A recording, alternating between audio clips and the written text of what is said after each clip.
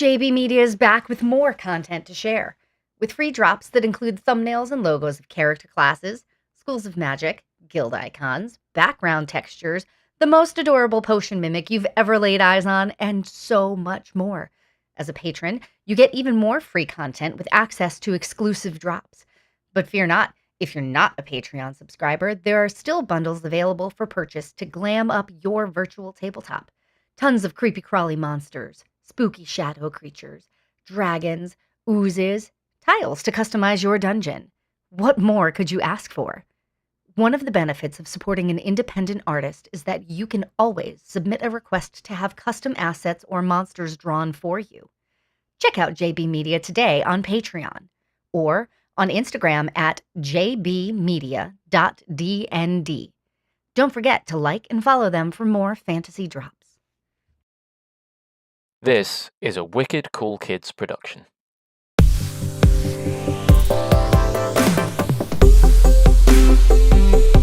Hello and welcome to another Wicked Cool Kids podcast, your one-stop shop for useless but very fun information.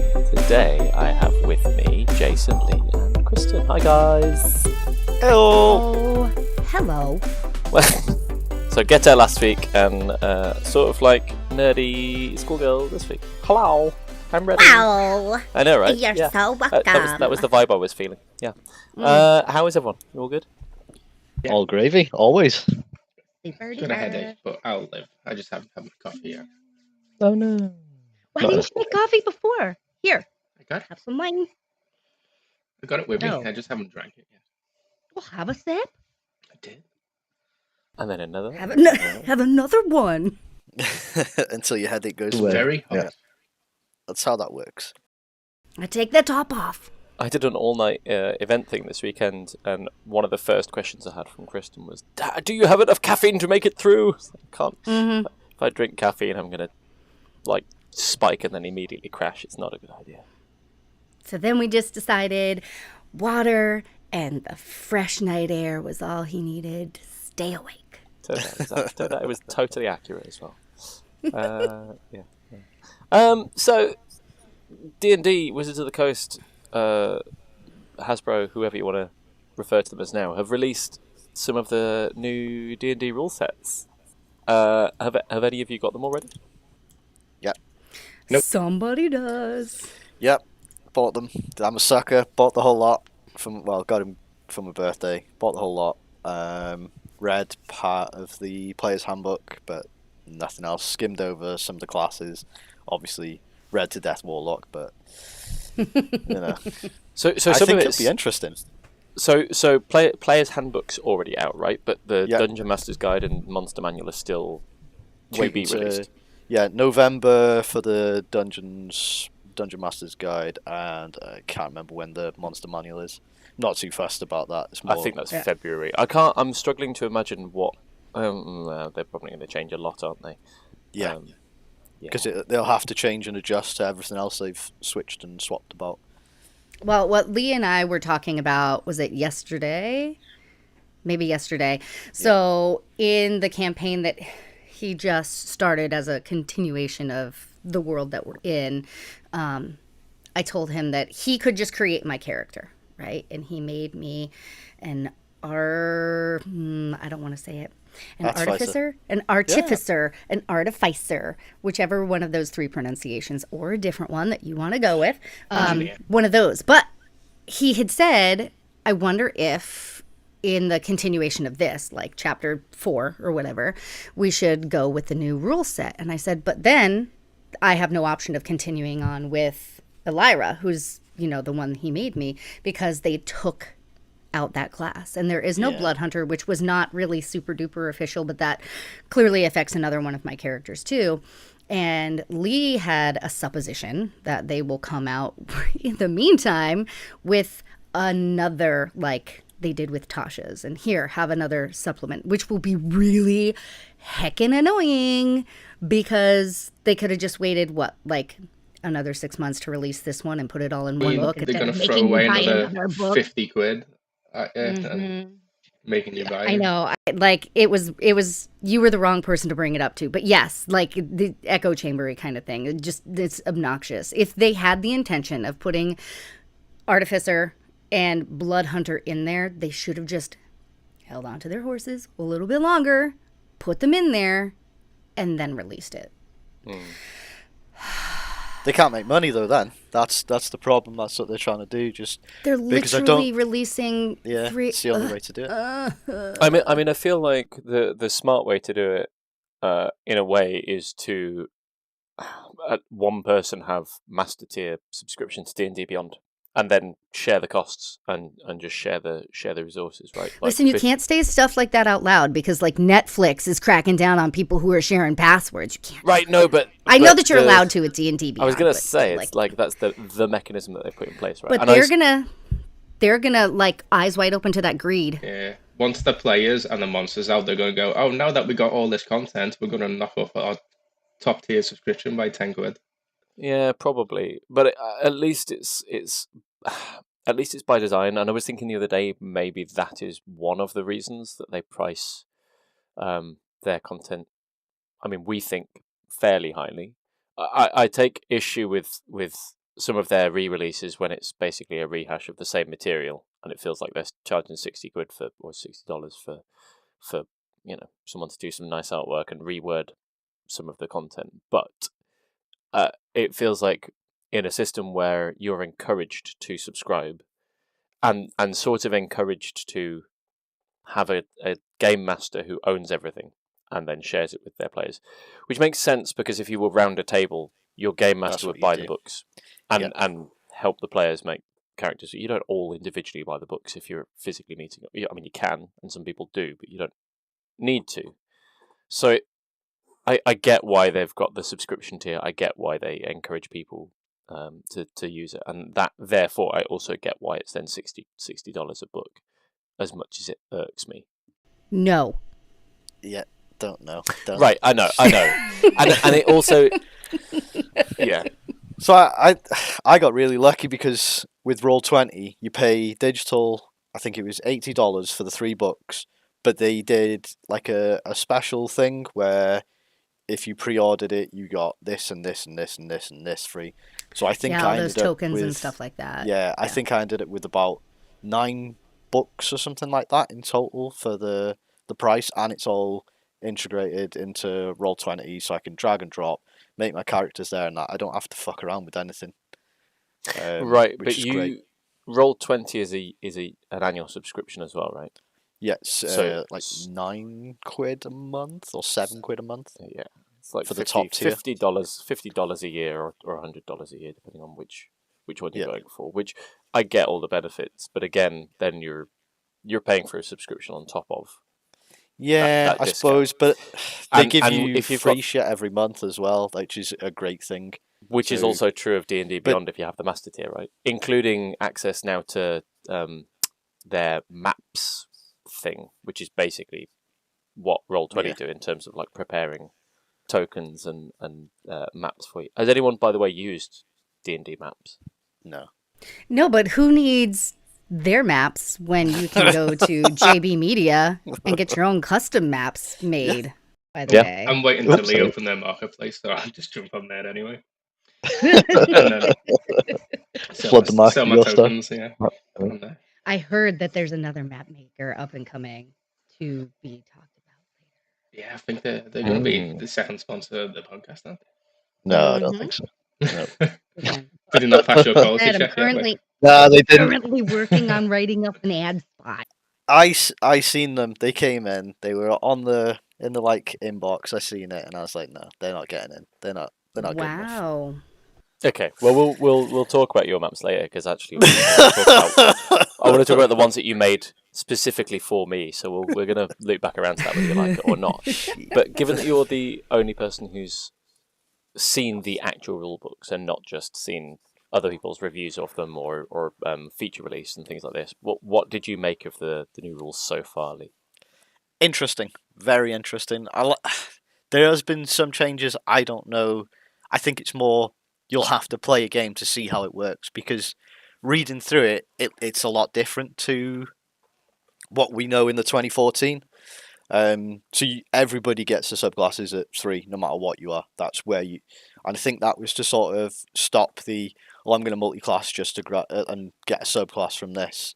So you didn't have to put as much levels in to get a multi-class. Where now multi-classing will be a thing you really have to commit to, rather than just a quick dip.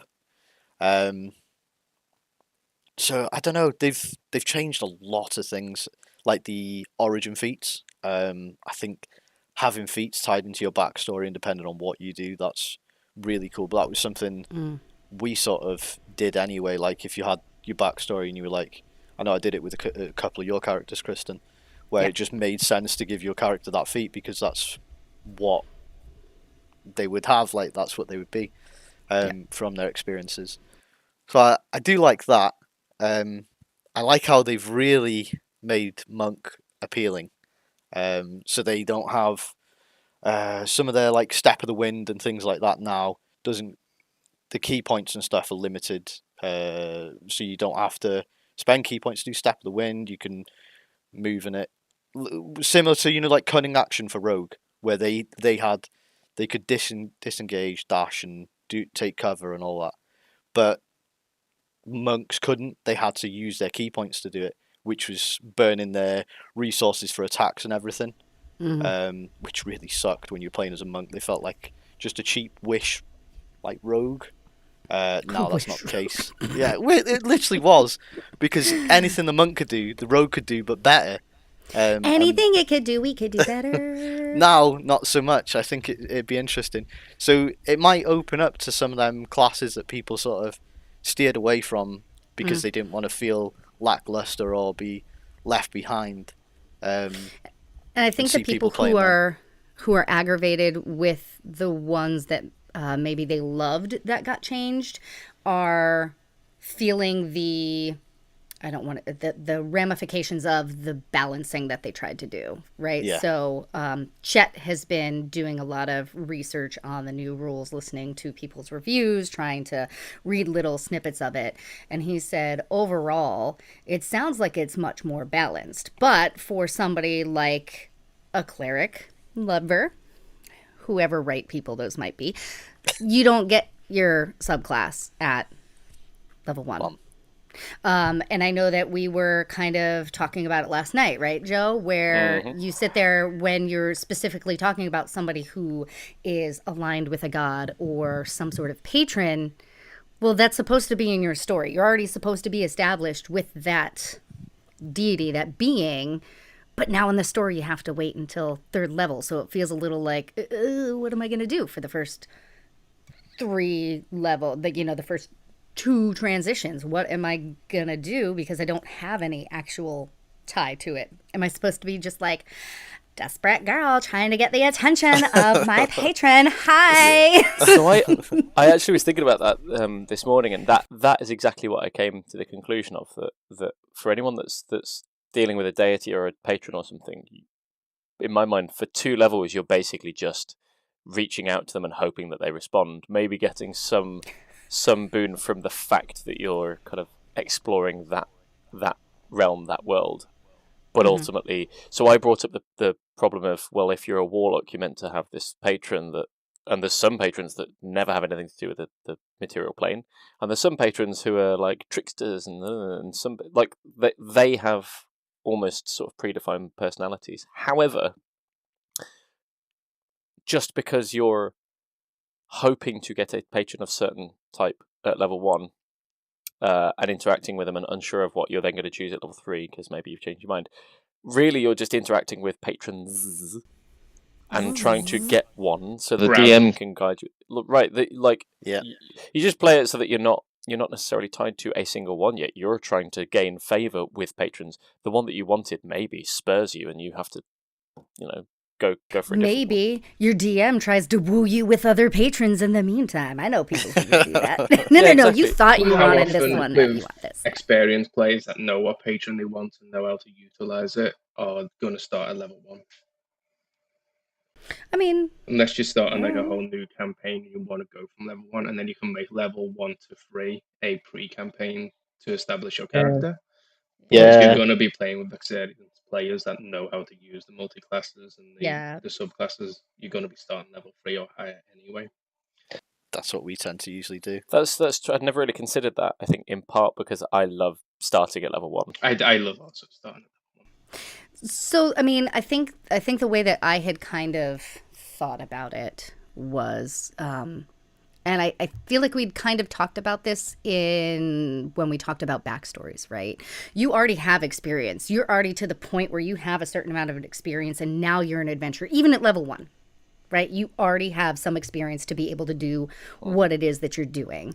So now it's just kind of like, all right, I'm going to have to put this in American terms. I went through my elementary education, my secondary education. I went through high school. I'm into university now. The first 2 years of university are spent taking general courses. You're taking a little bit of what you want to specialize in, but your main focus is general education courses.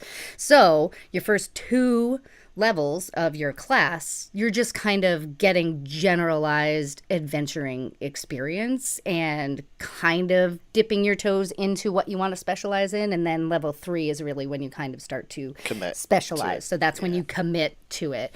And that kind of helped me reframe it a little bit. Yeah, that definitely makes sense. Sort of like you're an apprentice looking to go into your specialized skill.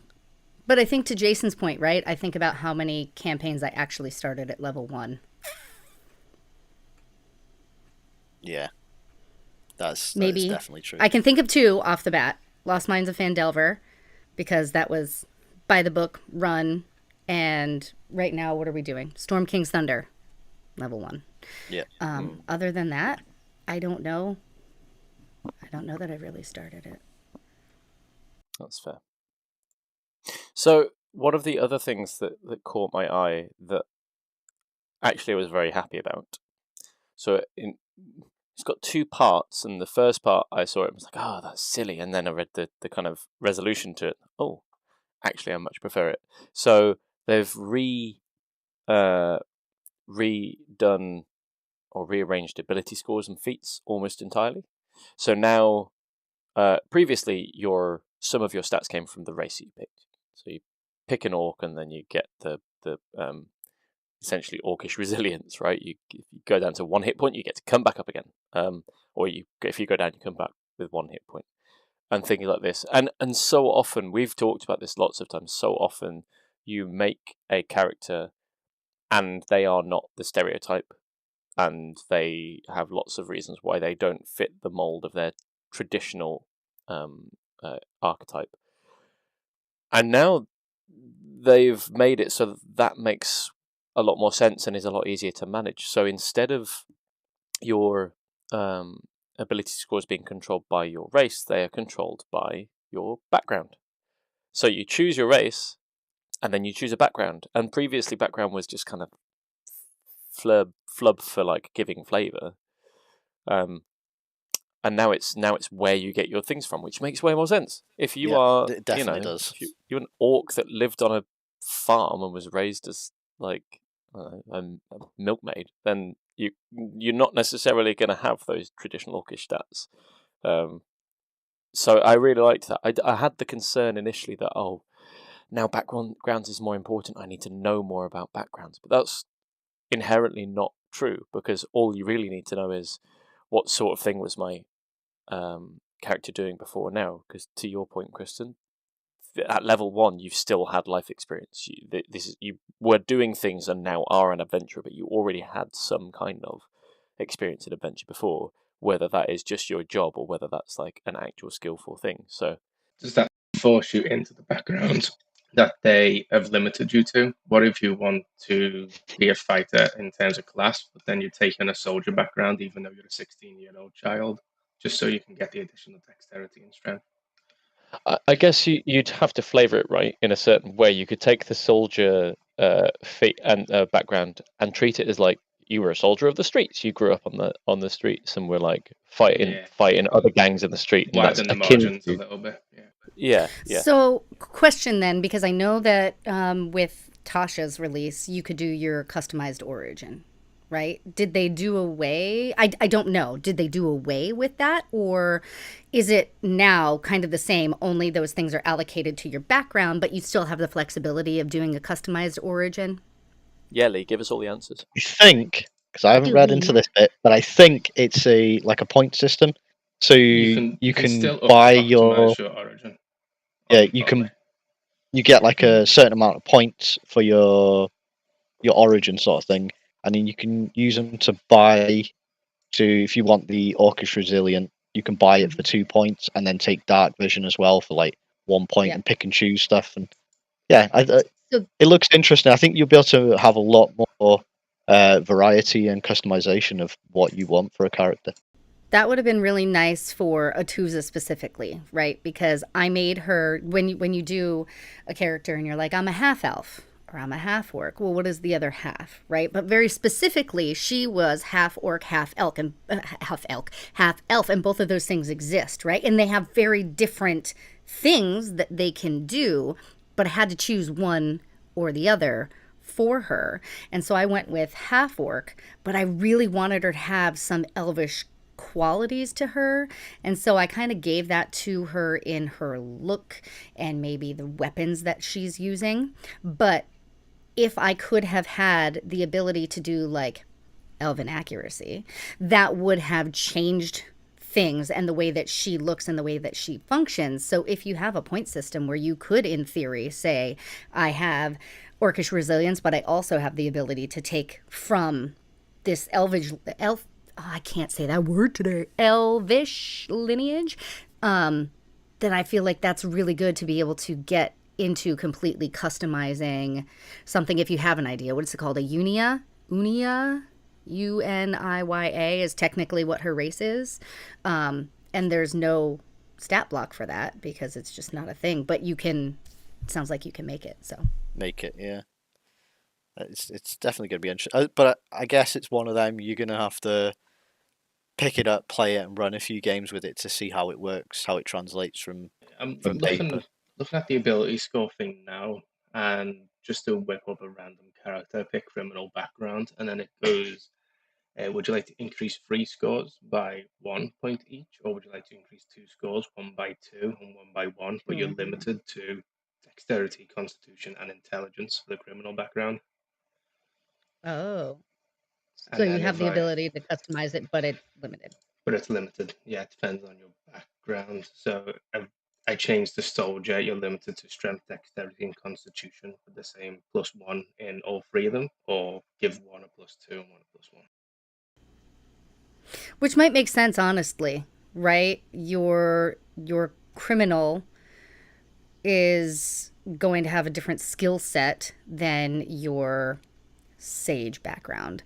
And so your sage background, you, in theory, you shouldn't have strength available necessarily to bump up because that's not what your background is telling you. It'd be interesting. I'll have to look at it, maybe. So you sort of almost accidentally brought up a really good point there, Jason.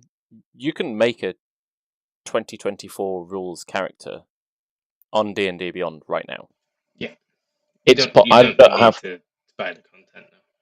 No. Which was true previously as well, right? Like when I first got into D&D and I was invited to play games on this server, I made an account on D&D Beyond and I was able to create a character and didn't have to spend a penny to start off with. I think that's the other thing that maybe is slightly getting forgotten, because a lot of people that I talk to are like, oh, but I don't want to have to spend $60 just to be able to play the game. And I'm like, yeah. I mean, technically you don't have to. It makes it easier. No, it'll be limited. Through, but right.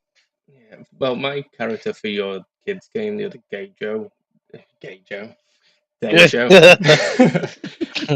that or leave it is a problem. It is today for all of us. Words are hard. But that was a 2024 book like character that I made for that game, because that was what D&D was telling me to do. It made everything else now legacy content. Yeah. And I don't own so do you have the ability to be able to go you can and click create it the old way? Yeah, okay. You can go back and do that. Yeah, they've arranged it so that all the new rules are just the options at the top of the page. And if you scroll down, it's then got a second section of legacy rules. It says legacy rules including 2014. It also, when you're doing it, like when you're choosing subclasses and things like this, it still includes, as you said, Christian, it might be limited, but even creating a 2024 character, it still includes the expanded rules. So when you're, for example, choosing a barbarian subclass, it shows you the core options, but also shows you the options from Xanthar's Guide to Everything and Tasha's Cauldron of it. So you've still got does that it, or versatility. does it only have that because you have access to it through other people's campaigns? Because I've got the content. Yeah. So I just mean that background at the moment, the core rules, you've only got Acolyte, Criminal, Sage, and Soldier, which I think will cover a mixture of all of the abilities anyway. It's just the additional kind of proficiencies on top of that will change. And then you got expanded rules below that. So you only get 4 core rule backgrounds with the 2024. And then if you've got the content from the additional books, you get expanded rules and get all the other, say, Lost Fish 16 in total. Obviously not yet, but I do just want to mention that libraries are free, and we have checked out many D&D books from the library before. And yep, it takes time to be able to insert something custom into D&D Beyond or Roll20, but you absolutely can still find workarounds. If you don't have the $50, $60 to spend, you can still go get that information as long as you have library access. So don't spend 3 weeks overdue and not be able to afford your fines. Go support your local libraries, guys, because libraries are on the way out as well. So you can use that as an excuse to go down to your library and utilize what's there to support your local libraries. Definitely do that. So then maybe what we do is, like, I go and buy the books and I donate them to the library, and then everybody can read them. Am I, just before we close off on this topic, am I crazy, or Yes. was I mean, okay. Sorry, it was an either or. I know. Let's go. When building a character in D&D Beyond, species used to be one of the first things you picked, right? Yeah. Race? Yeah, sorry, race, which is now renamed to species. Yep. They've put it so that it's like you build. It feels far more sensible doing it this way. So many times I would skip that step and come back to it. Same. Yeah. And now you do class and background first, so you're choosing like what kind of character you are and what kind of job you might have done, and then being like, oh, I wonder what species I was doing this. It helps you build the skeleton before you put the flesh on top, which I think is definitely the better way. I like that a lot. Well, but think about it, right? When I go, we've talked about how sometimes I make characters and it's crazy, but I always feel like I have more of an opinion on the class I want to play than the race I want to play. So I too would skip ahead and go, okay, well, this is the class I want. And I had originally thought that maybe I wanted a Furbolg, but now I'm looking at the stats and maybe that doesn't make the most sense. So let me look at what might change it. But I'm more likely to change my race to make my fighter better than I am to change my occupation to make my Furbolg better. You know what I mean? Yeah. So, yeah, I think that streamlines it and makes it better. On the flip side, putting race or species first is how ridiculous characters like Hurrah came to be. Because I picked it, locked it in, and then was like, oh, this doesn't really whatever, it's done now. Hurrah! No, I think you'll find now it's more like hurrah! Huzzah! Since our lovely DM turned Hurrah into a lady.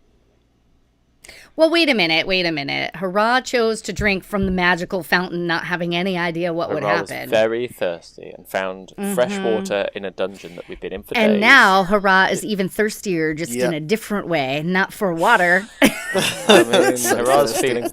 Hurrah had never really seen humans for many years before being poofed into this scenario, and then now is a lady, so is feeling all sorts of feelings that she's never experienced before. So she can talk quicker. She likes Eric and Mirko, and now that one of them's got naked in front of her, she's not sure which she prefers more. It's a whole thing. I had he said it again last night because I was like, what the hell? everybody wants Mirko's nuts. What's going on? He was like, well, he looked at it too and was like, hey, I got a divining rod. And I was like, I definitely missed that comment, but.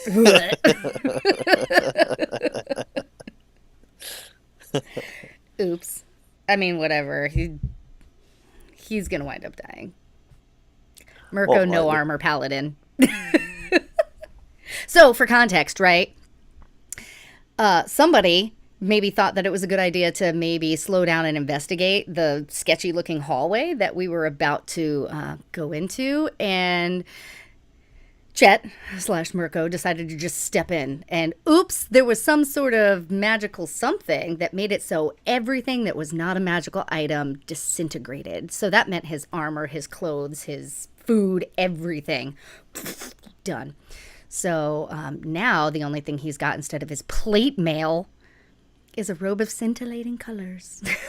Is that tomb? Yeah. Yeah. Sounds very tomb bullshit.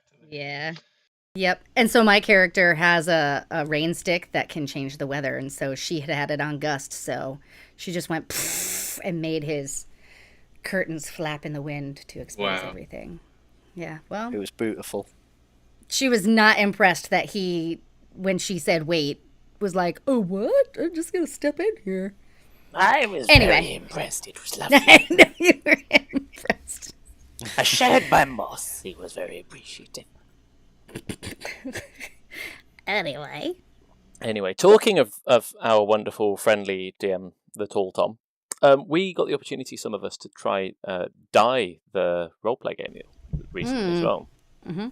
And I wanted to bring that up because I had a surprising amount of fun, given how much I thought I was going to struggle in that game. Do any of you that were there want to give a quick rundown of what the game was? Because I will flub it if I try. Was it just you, me, and Chet? So the only other person... Was it just me, you, and... It was just me, you, and Chet. Yeah, I was away. Go on then, Kristen. The other... Okay, well, nobody else wants to... Oh, just me? Okay. I could jump in, but I have no idea because I wasn't there. I'm not the right person to ask. So basically, the concept, and I don't know if this is just the situation that was presented to us because we didn't have the whole rule book, right? But the concept that was presented to us was we're people, and we have this persona we play, but then we played a game like D&D in the game that we were playing, and we each got sent one die. Right? So Tom had told us, like, Joe, I think you had a D4. I think I had a D12. Chet had a D6. And it was dependent on I don't know if they called it a class, but it was dependent on the class that you had, right? Your class only rolled one die. He, as the DM, had a D20, which I said, thank God, because we all know how my fucking rolls go with D20s. So anyway, you were role-playing and we were on Zoom and we were discussing a whole bunch of things about, like, we had gone to high school together. And so we were one by one, Jason, what was the name of the high school? Joe, who was the biggest bully in high school? Lee, what was your high school known for? Was it a good high school? Was it a bad high school? Was it a private high school? So we all created this world together. And then I think we had a 15-minute break and we came on to Zoom again like we were those people. And the DM was like, hey, I sent you a die in the mail. You all have it? And we did. And then we magically got transported into the world that we had created when we were in high school playing this game. Right? So it was a game within a game. And he was talking about, oh, you know that story. And it sounded very much like he was trying to get at Stranger Things. Right? Like he was referencing a show like that. And, oh, that was a rumor that those kids got sucked in. And, it wasn't just a rumor. We also got sucked in. And it was really interesting because, like, I met the first character that I had ever created in the story. And so it was surreal.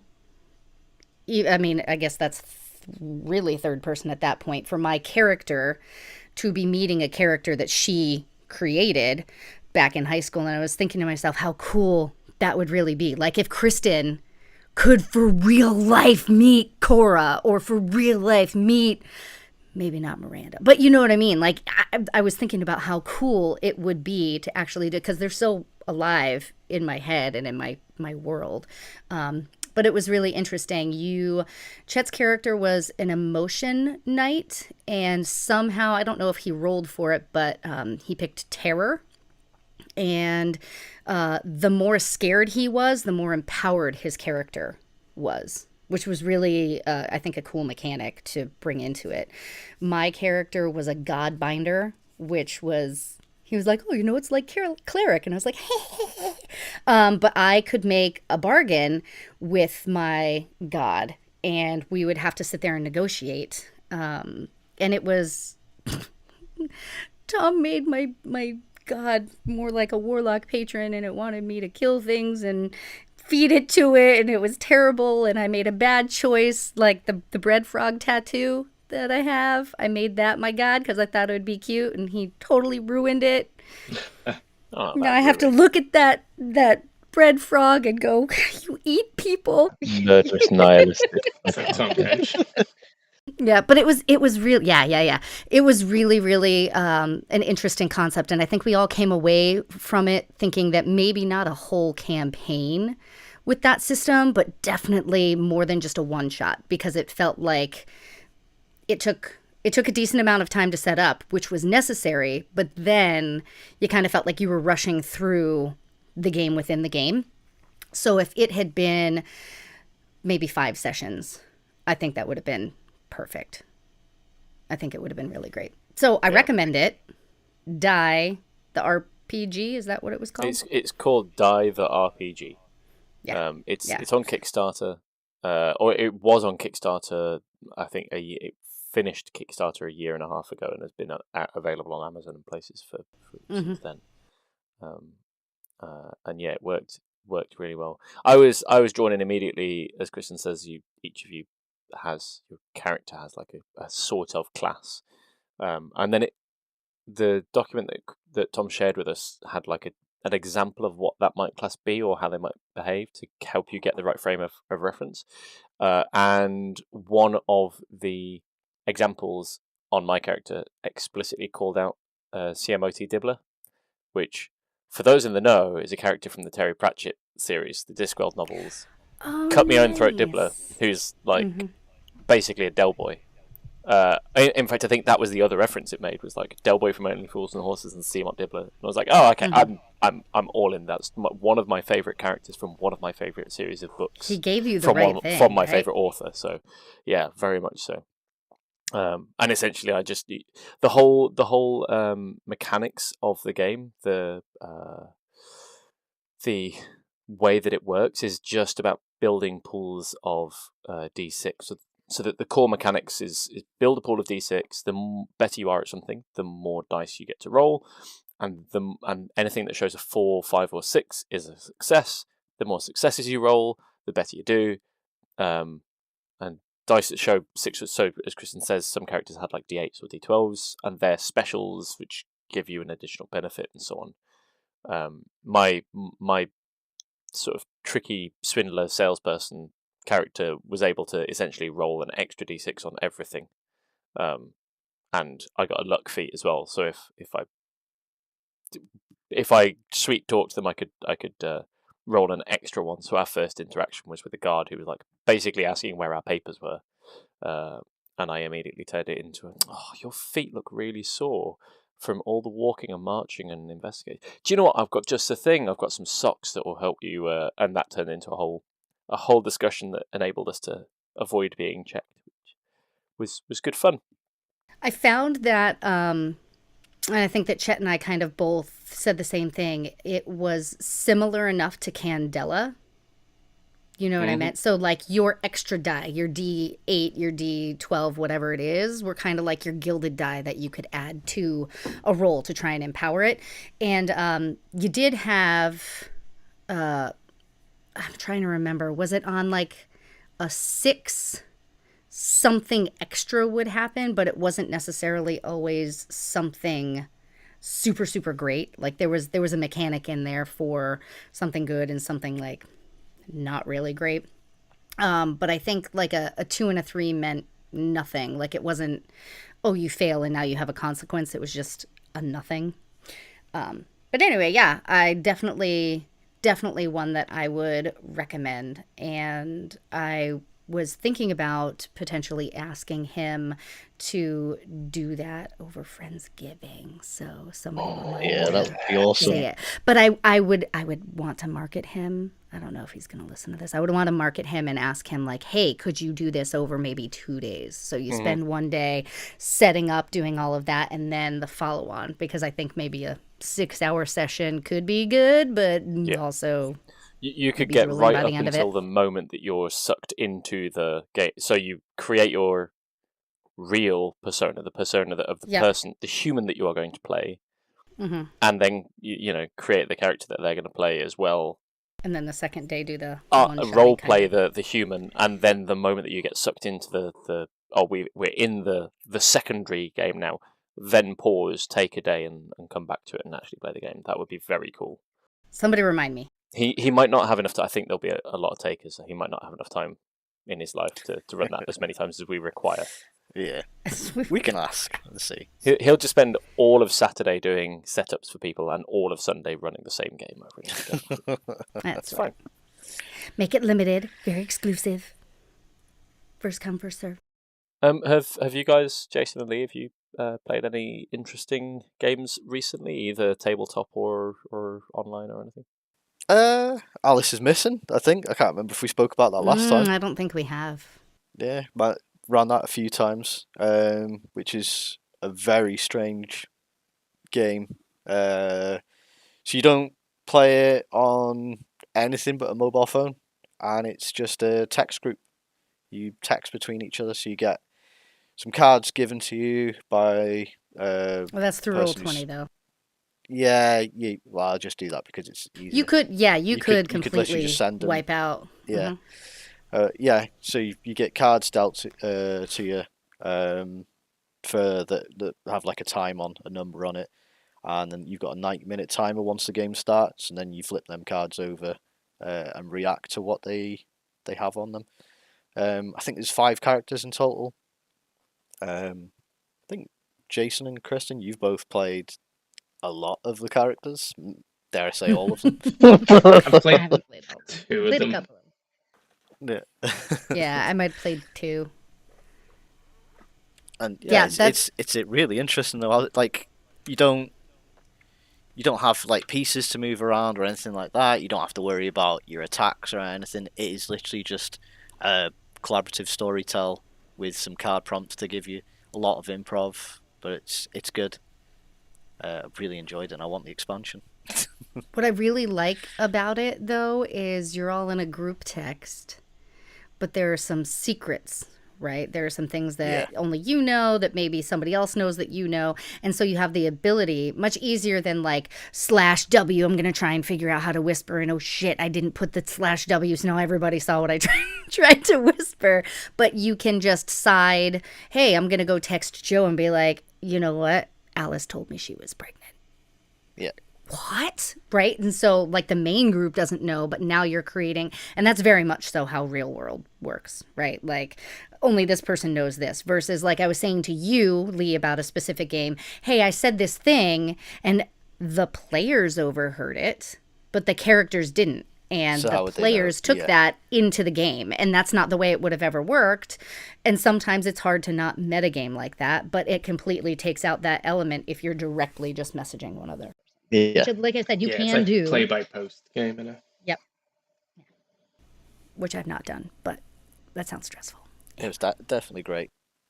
I think Alice is Missing is available pretty much everywhere as well, right? You can you can buy physical Roll20 copies of PDFs. it. You can get it digital. I think it's on Drive-Thru RPG. Joe, you have not played it yet. Like, I have not played it. It's so easy to just do it yourself.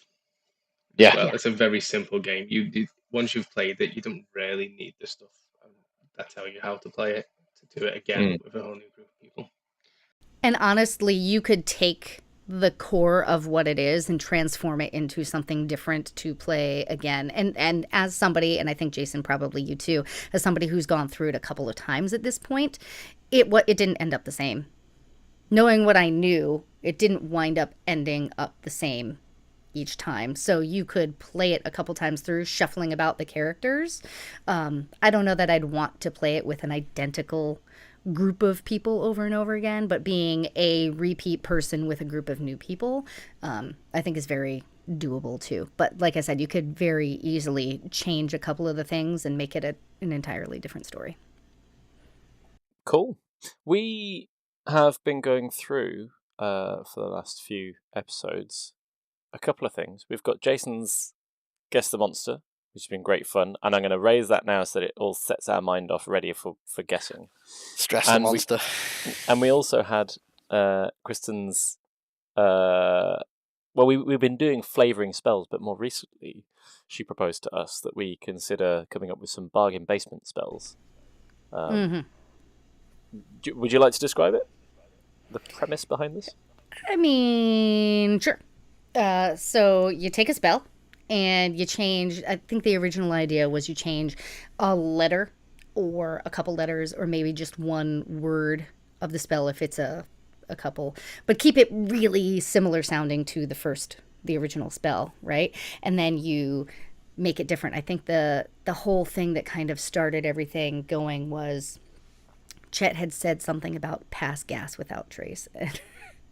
that got everything going, right? Oh, you could mess with spells and make them just a little different. So instead of pass without trace, right, he added in a word. But I was even going this morning, like when I was talking to you about it, Joe, oh, well, this one's only 10% off because it's really similar to the original, right? You're still getting almost the same spell. It's just a little different. Or this one's like 75% off because I don't know what happened. Like when they were printing it, they missed half of the letters and it's a completely different spell. You don't even know really what you're going to get. That's very complicated, but it made me very happy in my brain. So I came up with a spell. And I took a spell. I took a spell from my favorite class. I took Toll the Dead and I changed it. I had originally said Roll the Dead. And the whole idea is the same, but I ultimately changed it to Bowl the Dead. And my inspiration for that came from, have any of you seen Mystery Men? Yeah. Right? So, no, you should watch it. Right? There are these superheroes that are not really superheroes. You got this guy who can go invisible, but only when nobody's looking at him. And so everybody's like, what? And this character, who is played by Janine Garofalo, has her dad's skull encased in a bowling ball, which actually has already come into play for me because my character Winter has already used that as a, like, oh, I got the skull that talks to me. And her dad talks to her and she's sitting there fighting with the bowling ball skull. So it's a cantrip. 1 action casting time, range of 60 feet because I looked up how long a bowling lane is. So the components you need are skull fragments or teeth. It's an instantaneous spell from the School of Necromancy. So what you do is you encase a fragment of skull, which can include teeth, into a magical sphere of energy, which then turns into a complete skull. You make a ranged spell attack against the target. If hit, it takes 1d6 bludgeoning damage. Also, if it hits, the target must make a dexterity saving throw against your spell save DC or be knocked prone, just like a bowling pin would be. I had originally wanted it to be a D10 because there are 10 pins on most bowling alleys. But having the rider effect of going prone, I decided to put down the damage die a little bit. But I thought it was a silly little play on it, and the visual made me very happy. So yeah, that's your bargain bin spell. That's Bowl brilliant. the Dead. That is brilliant. That's a good I one. like it. I did a shit one. Mine's terrible. Tell us your shit one. So I was like, yeah, mending. I can change something like that. So I changed it to bending. So it's a cantrip, 1 action, range of touch. The components are you need a paintbrush, It's instant, and you basically paint with your brush on an area up to 1 foot of a non-living material, and you can just make that bend 90 degrees. So it just goes and bends 90 degrees once you've painted on it. I think that's cool. I don't think that's a shit spell. Yeah, it's yeah, I suppose. I mean, when is that ever going to be useful? So for Boomerang Factory. Hey, listen, you could be coming up on a sign, right, with directions on it, and there's an arrow pointing some way, and you're trying to lose people, and you paint over it, and it changes your arrow, and now they're going the wrong way. I mean, there are niche reasons to use a ton of spells. Maybe it doesn't come in to play all the time, but as a fun little flavorful thing, sure, why not? Yeah, used by plumbers mainly.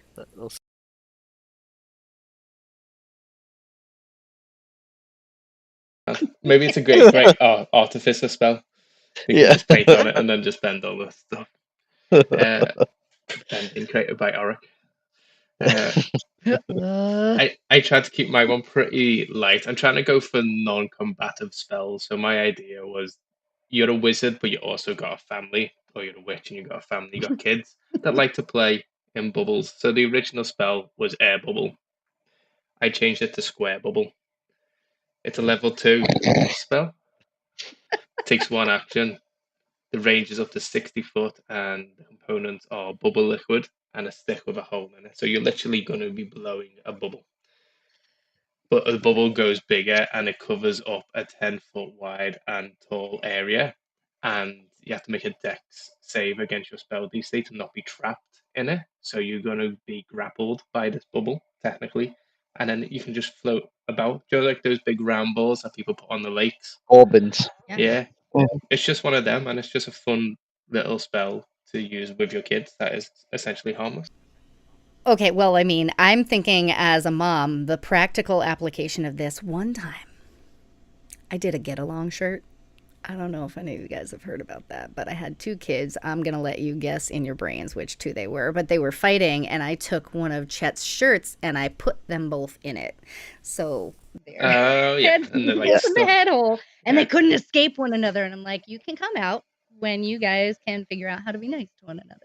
So as a mom, I would absolutely just put that bubble on them together and blow it and put them in by themselves. Like, you can fight to the death if you really need to, but maybe you could just figure out how to get along in there. Every time they talk, just bubbles come out, so they can't even like communicate. And then when you do, we can pop it and it'll be good. Yeah. I love it. I think that there's a lot of like combat spells out there already because of the official. It's a combat game. So I wanted to throw out some spells that just weren't combat in any way. I mean, you could use it for combat, but the intention was for fun utility. A fun utility with kids. So I mean, it's a little beat of horsey, though. Or like if you need to protect somebody as well, like an NPC, you can throw a little bubble around them. Protect them with it. Given what you've just said about, non-combatty and light-hearted, I feel like you might enjoy my one then. And I'm made even happier. I just double-checked the wording and found that Wizards of the Coast have updated this particular spell as well, and I prefer it now in the 2024 rules. Maybe I will switch over. So, the spell that I'm proposing is Guidance, and it's now called Guidance. Sorry. I forgot to pause between the words Guidance. Guide. So the original description of Guidance is that you touch a willing creature before the spell ends. They can roll a d4 and add the number to one of their ability checks. Once they roll it, the spell ends. That's cool. So I imagined, poof, a guy appears and does a little dance for you. Maybe gives you basically like cheerleader, but the most cringe-worthy dad dance style of guy dance. Just a cringe guy dance. Like, roll for it, like psychic damage. Yeah, guy dance doesn't hurt you, but it doesn't help either. Whose dad does it look like? You don't. Me. It looks like me. It doesn't hurt you. You don't get to roll a d4, but if you were to cast this next to someone who is, say, trying to, I don't know, unlock a chest, the guy that's dancing might get in the way, might impose disadvantage while they're whispering into their ear, "You're really good at doing this. You're amazing. Just keep going."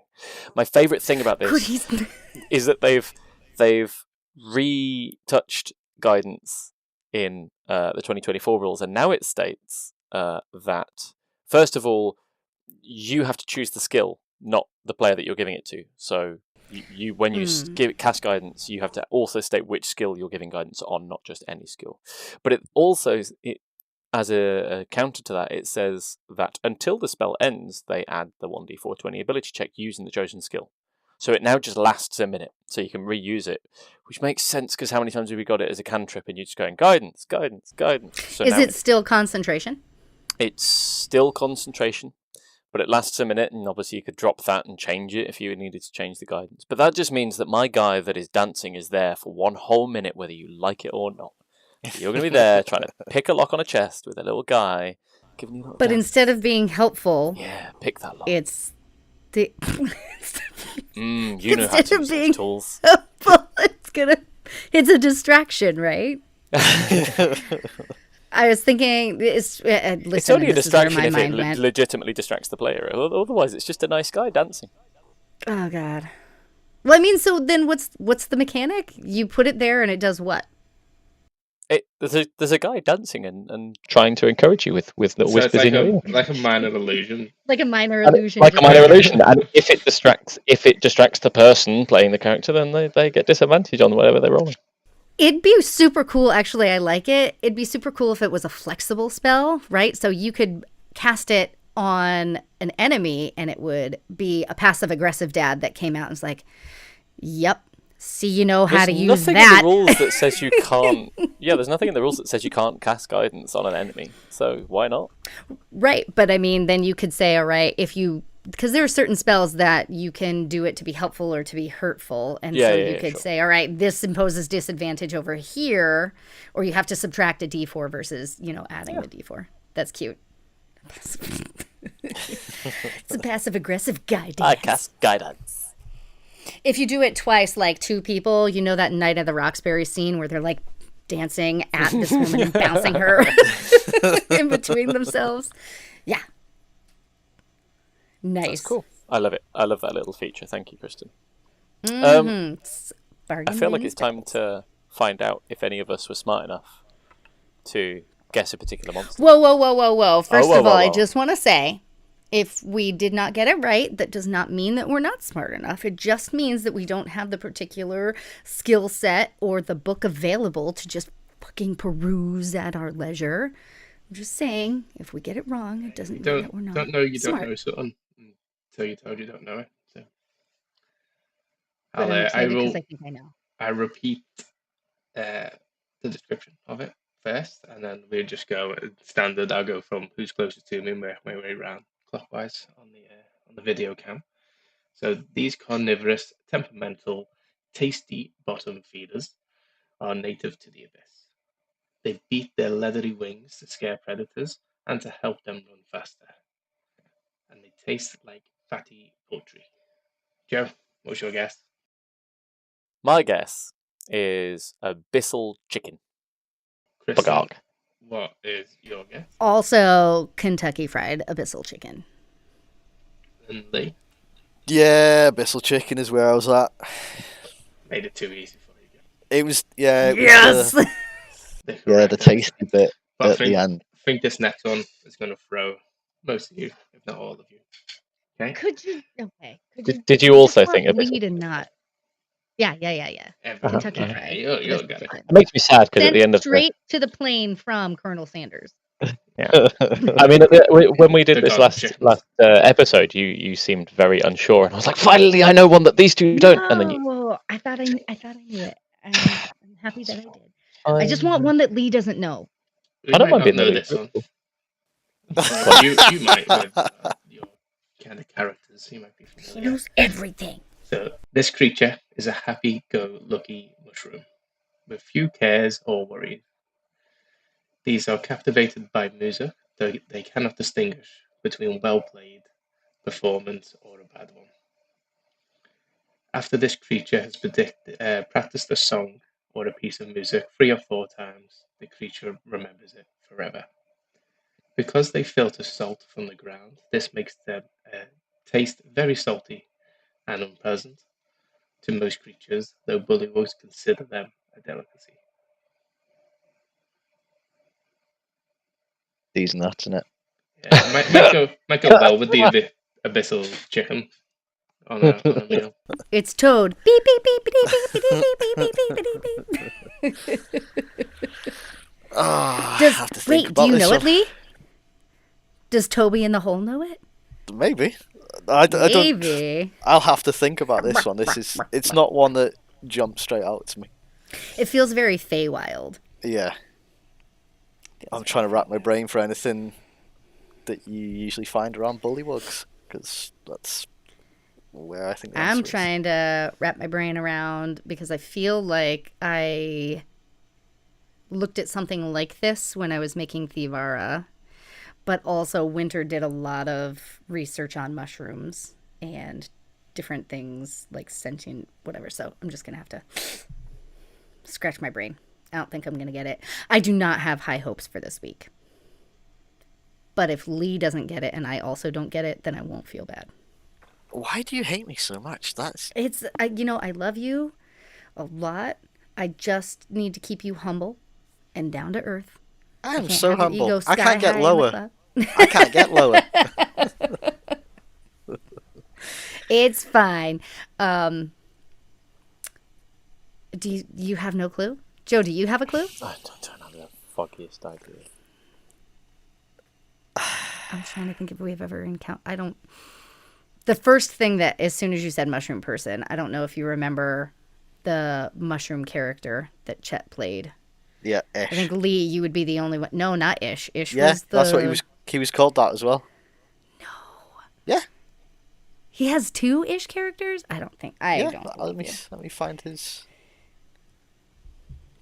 I'm fairly certain he does. That's who he played with Kenny to start with. That was the one he was gonna bring into the campaign. Yeah, it was the one shot with Winter. Yeah. Yeah. And then he changed. He changed to wood elf.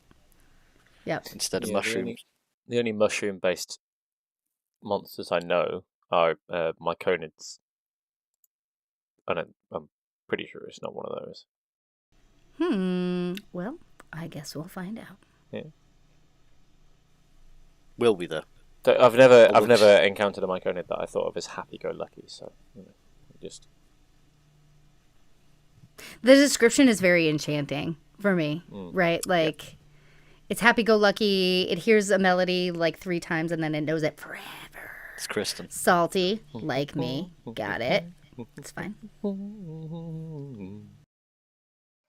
They are an adorable little creature. Jason, have you drawn one of these before? Okay, don't answer it because we'll try and answer it. But looking at it now, are you going to draw us a version of this?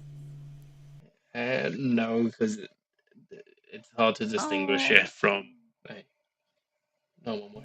So from the top down. Well, put an eye on it. Just slap an eye on it. It'll be fine. Just put an eye on it, and then maybe Juniper could find one, and they could, go along, and she would feed it all of the really annoying jingles from ads, and it would just walk around annoying people with the really annoying jingles from ads. Like an Inside Out, the Triple Dent Gun commercial. No? Yeah? Everybody? I don't watch. Nobody? I don't watch. You've never seen Inside Out? I've seen it. Joe, you've never seen Inside Out? I've seen Inside Out. I'm just not relating. When she early memory of just like that earwig song that comes back up. So, any other business? For this week, it's my birthday.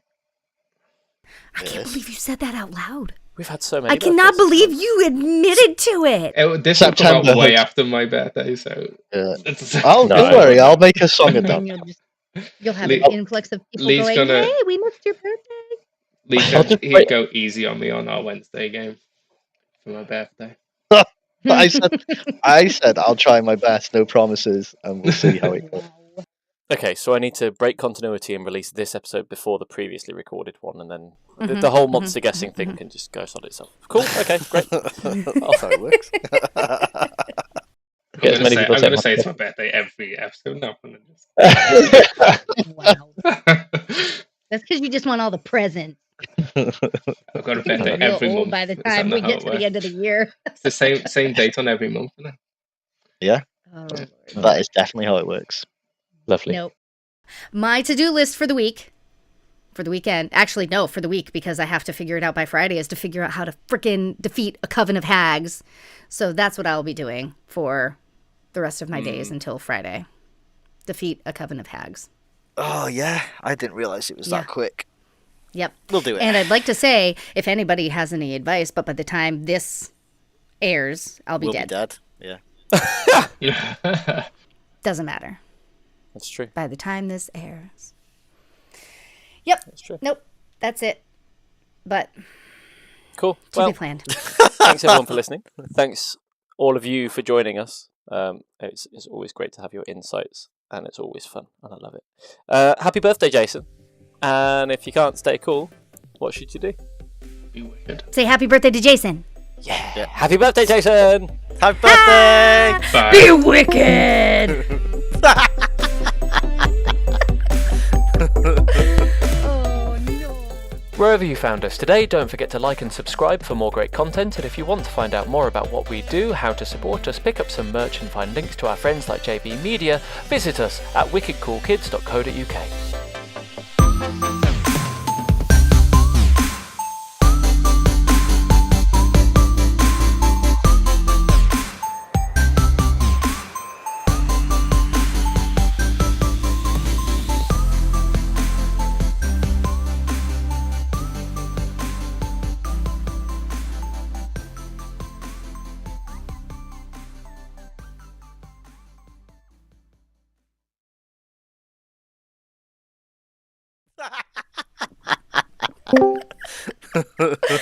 Oh, no. Don't do that. You brought it up. You brought it up. You can't be like, it's my birthday. Nobody acknowledged it, but I just did.